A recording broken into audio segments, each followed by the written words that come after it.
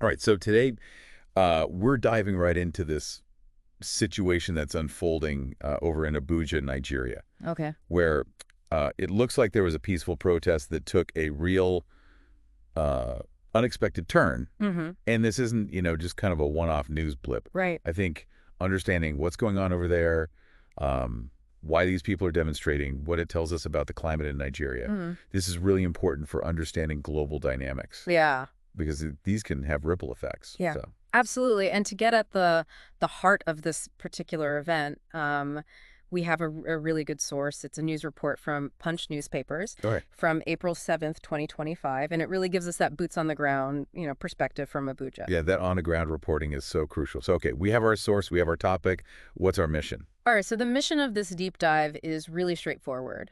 We want to extract the key information about this protest in Abuja, understand what these protesters are demanding, and then analyze the immediate aftermath, all through the lens of this Punch newspaper report. Okay, perfect. Let's get into it. Yeah. So the report details that on Monday, April 7th, 2025, peaceful protesters in the Maitama area of Abuja were dispersed by the Nigeria police force Okay. using tear gas. That's a pretty jarring image, isn't it? Yeah. People gathering peacefully to voice concerns, and then they're met with that kind of response. It is. It's a peaceful gathering on the one hand and the use of tear gas to disperse them on the other. It really makes you kind of sit back and wonder, what led to this? What were the protests about? Why was there this level of intervention from law enforcement? Yeah, for sure. Well, luckily, the Punch report really clearly lays out three key areas that were driving the protesters. So first and foremost, they were demanding a review of the Cybercrime Act. Okay.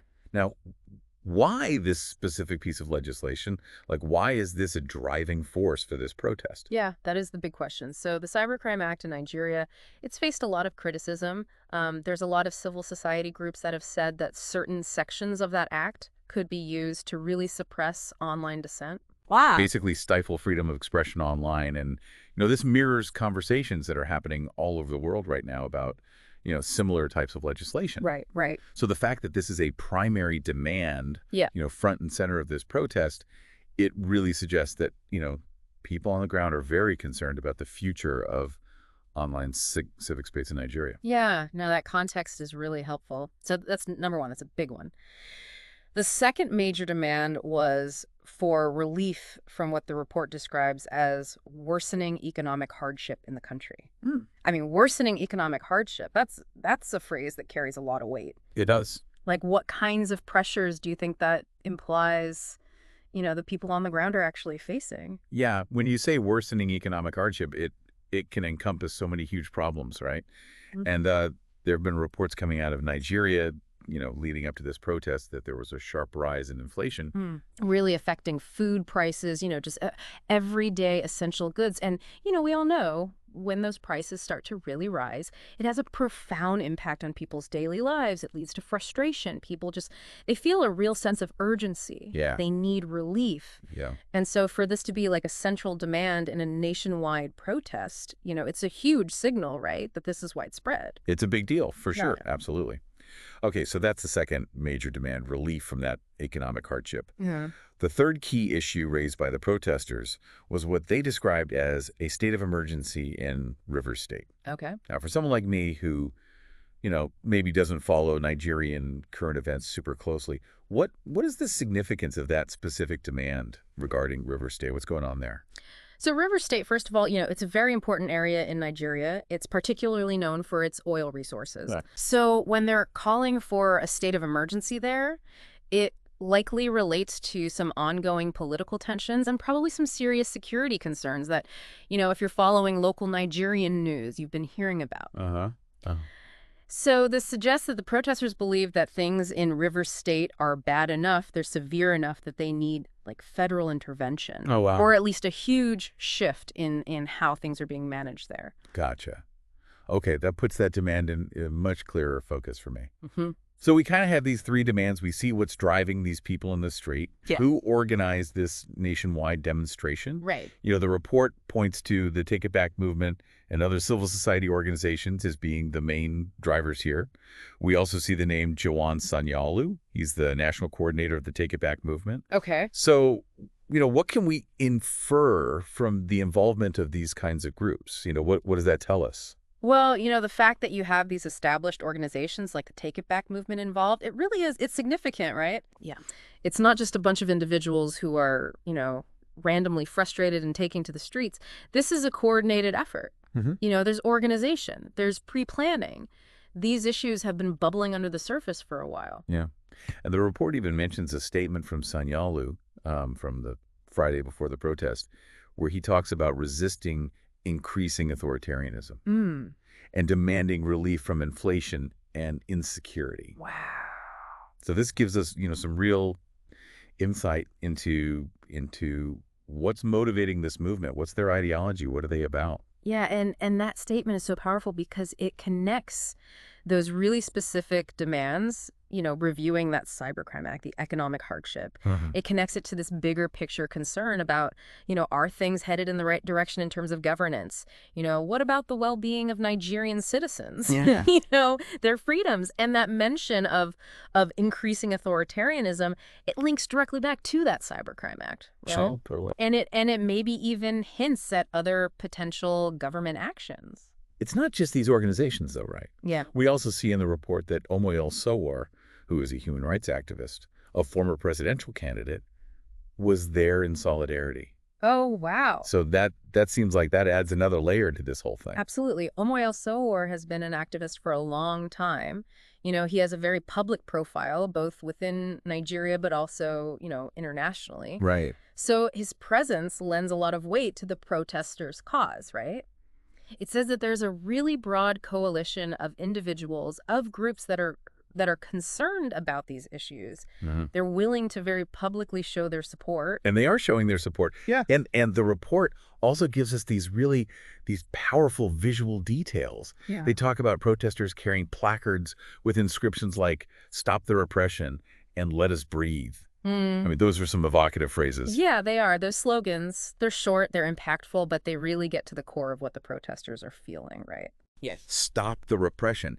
That speaks directly to, this growing authoritarianism they're feeling. This potential suppression of dissent. And then let us breathe. That can be applied to the suffocating effects of economic hardship. Yeah. But it also speaks to just this feeling that there's not enough political freedom. There's no space to really express yourself. And visuals are powerful, right? They are. They really convey that emotional core of a protest. So we have this peaceful gathering. We have these really clear, significant demands. Sure. And then we have this response. The police disperse the protesters using tear gas. Right.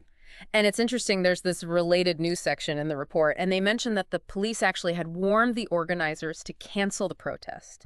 They called it mischievous in a statement from the previous Friday. What is that preemptive warn? What does that tell us? I mean, you have this preemptive warning. It really underscores that there's this tension, right? You have these two completely different perspectives, right? The police are saying this is going to be disruptive, this is going to be bad, this is mischievous. They clearly view it as potentially negative, but the organizers, they're saying, no, we have a right to be here. We have a right to voice our concerns. And so right away, you can see there's this potential for clash. Totally. And that clash came in the form of this tear gas, which caused these protesters to scatter.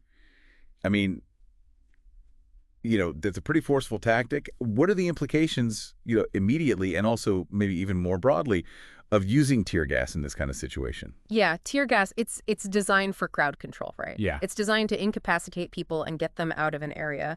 So when law enforcement decides to use tear gas, it means, basically they've decided this protest cannot continue as planned. We need to step in. We need to use force. Wow. Now, the intention is for it to be non-lethal, but it can still have some serious physical and psychological effects on the people who are exposed to it. Yeah. And it can really escalate things, right? It really ramps up the tension. Yeah. So now we see this dispersal happening. What happens in the immediate aftermath? Right. So the report notes that at the time of filing, there were no reported injuries or arrests. Okay. But they said that the atmosphere remained tense. That sounds fragile. It does. On the surface, you might think, okay, no injuries, no arrests, that's a somewhat positive outcome, I guess. But when they say the atmosphere remained tense, that's that speaks volumes. Yeah. Right? It tells me that the issues are still there. They haven't been resolved. Right. This might not be over. Yeah. And it's also important to remember that this event in Abuja wasn't an isolated incident. Right. This report is very clear that this was part of a nationwide demonstration. Yeah. So this isn't just happening in this one location. Yeah, a nationwide demonstration, that really expands the scope of what's happening, right? Sure. It says that these grievances aren't just localized. It's not just a few people who are upset about something. Mm-hmm. This is systemic. These issues are probably affecting, a huge portion of the population across Nigeria. Wow. So what's happening in Abuja, it's not just a one-off. It's like a focal point, right? Yeah. For this wave of discontent. There's also I noticed this kind of little interesting piece in the report. They have this related news section. Uh-huh. And it's mentioned that the youth minister had expressed support for protests, Interesting. if time permitted. That's how they phrased it. Okay. Now, we don't have the full context of that statement, Right. but it does kind of suggest maybe a little complexity in the government. Yeah. Like maybe even a divided response to these demonstrations. Yeah, that's a really fascinating little detail, right? Yeah. If you have someone within the government who's saying, yeah, protest is okay, but, only if time permits, that could mean so many different things, right? But it does suggest that maybe that there's a range of opinions even within the government, Yeah. about how to handle this, how to respond to this dissent Yeah. and these pressures that they're facing. Yeah. Okay, so before we wrap up, I think it's really important for you, our listener, to keep in mind that everything we talked about today, this whole deep dive, is based entirely on this single news report from Punch newspapers, Right. dated April 7th, 2025.